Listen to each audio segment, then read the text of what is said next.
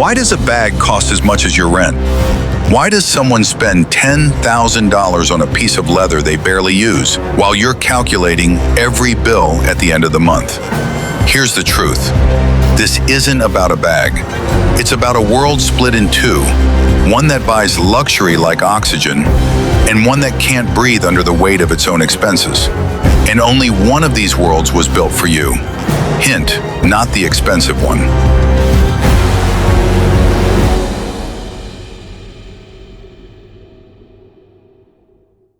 Once upon a time, luxury bags were handmade by silent craftsmen in hidden workshops. Men who never put their names on the product, who worked in shadows, not showrooms, whose hands mattered more than their faces.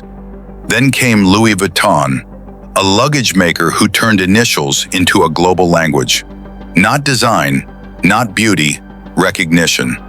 Then came Gucci, a hotel porter who transformed horse tack into high status. Not because it was useful, but because it looked like it belonged to people who never asked permission. That was the shift. Luxury stopped being about craft and started being about position. Today, their names no longer mean designer, they mean hierarchy. A $10,000 bag is not practical. It's not smarter than a $200 one. It doesn't solve a single real problem in your life, but it solves one thing perfectly. It draws a line. A line between those who check prices and those who don't even see them. Luxury was never built to include. It was engineered to separate. A Birkin doesn't say, "I like quality." It says, "I never had to think about this purchase." And that message isn't for the crowd. It's not for Instagram.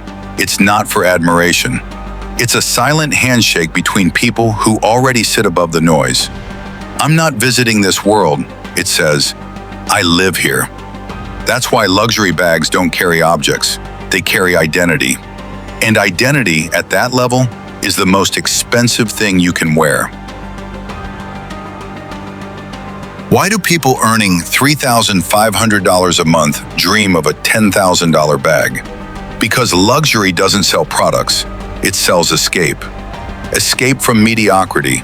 Escape from invisibility. Escape from the quiet panic of knowing your life has limits. Luxury whispers a lie that feels like hope. One day, if you work hard enough, you'll belong here too. People don't buy the bag. They buy the story attached to it. Even if it means debt. Even if it means pressure. Even if it means sacrificing stability for appearance. Because the illusion feels better than the truth. Here's what luxury brands never say out loud. They are not built for your success. They are built on your desire. The ultra-rich don't chase bags. They don't photograph them. They don't post them. It's the middle class that screams, "Look, I made it too." But luxury was never meant to be climbed. It was meant to be watched. And the moment too many people reach a level, that level is abandoned. The elite don't protect exclusivity, they move it. New limited editions, private appointments, invite-only collections, $40,000 pieces without waiting lists, rooms you don't even know exist. Luxury is not a destination, it's a horizon.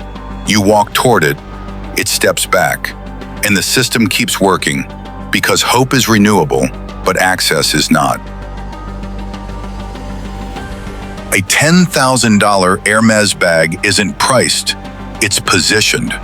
Because the price isn't about material value, it's about who gets to hold the key to another social layer. To you, that bag is 6 months of survival. To them, it's a Tuesday impulse buy. You see an accessory, they see a passport. Because in their world, doors open when the right signal walks in. Not the right resume, not the right diploma, a bag, a symbol, a message. I do not live in your world, I merely pass through it. And why do millions crave this world? Because luxury brands manufacture desire better than any industry on earth. Think about it. Have you ever seen a Louis Vuitton ad talking about stitching quality? A Gucci ad explaining durability? Of course not. They don't sell materials. They sell belonging. They sell the feeling of being above, even if only in your imagination. That's why luxury must stay limited, scarce, unreachable. If everyone can have it, it stops being luxury. So they make sure you never truly belong, even when you try. Picture this. You're standing outside a luxury boutique. Cold marble, soft lighting, silence that feels expensive. Inside the window, a bag worth more than your monthly income, maybe more than your savings.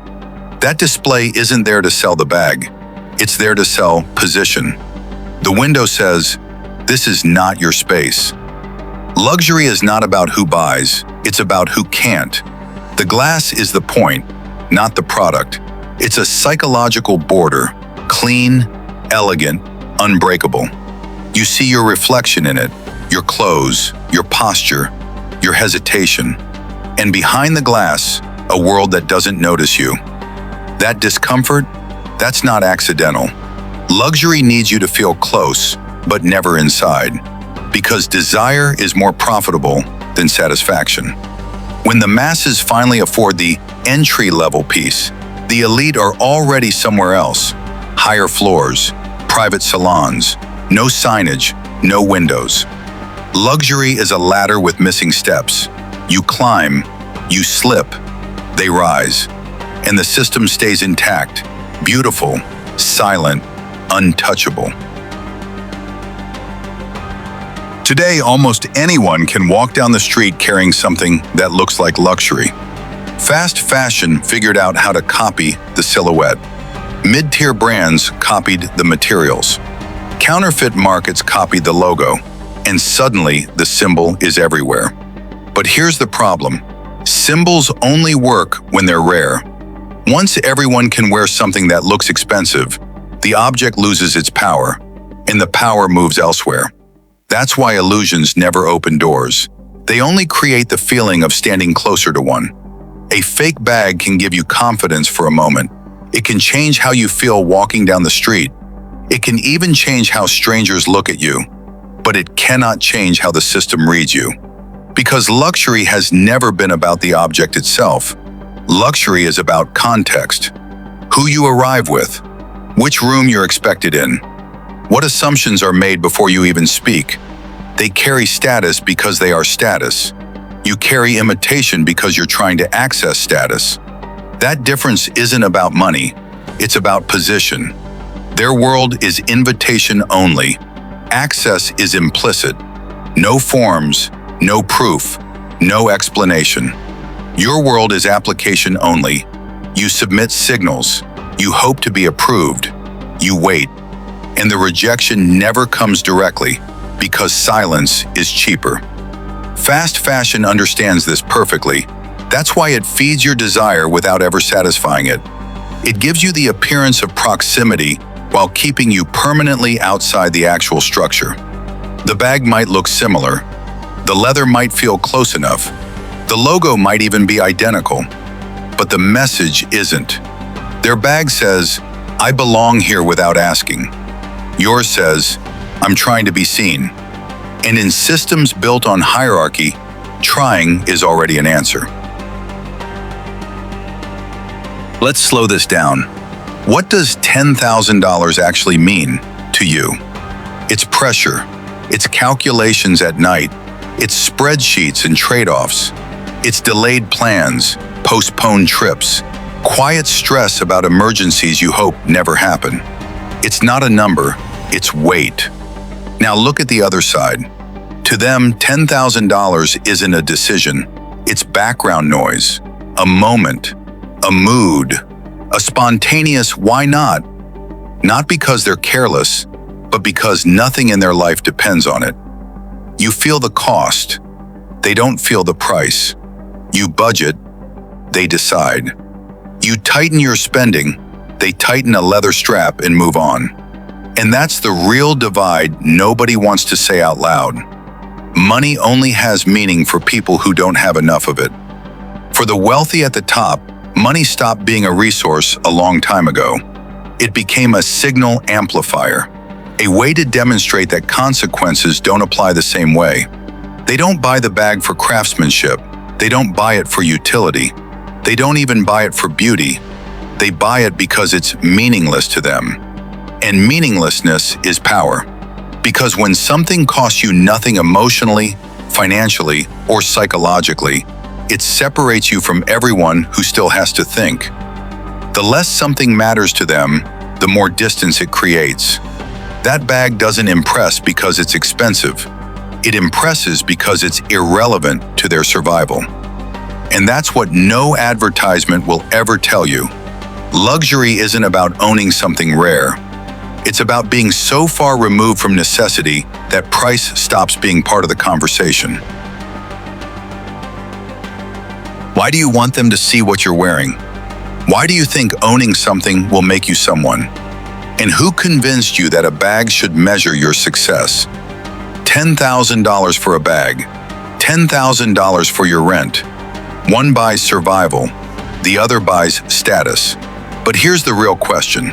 Are you choosing, or has the choice already been made for you?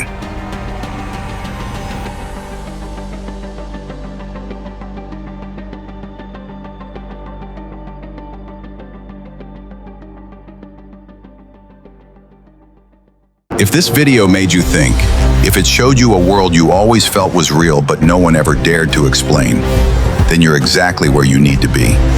Fake-off luxury isn't about admiration, it's about revelation. We uncover the systems the elite will never discuss and reveal what luxury really means behind the curtain. If you're ready to see more, subscribe, give it a like, turn on notifications, and stay with us. Because in this world, those who know the rules play a completely different game.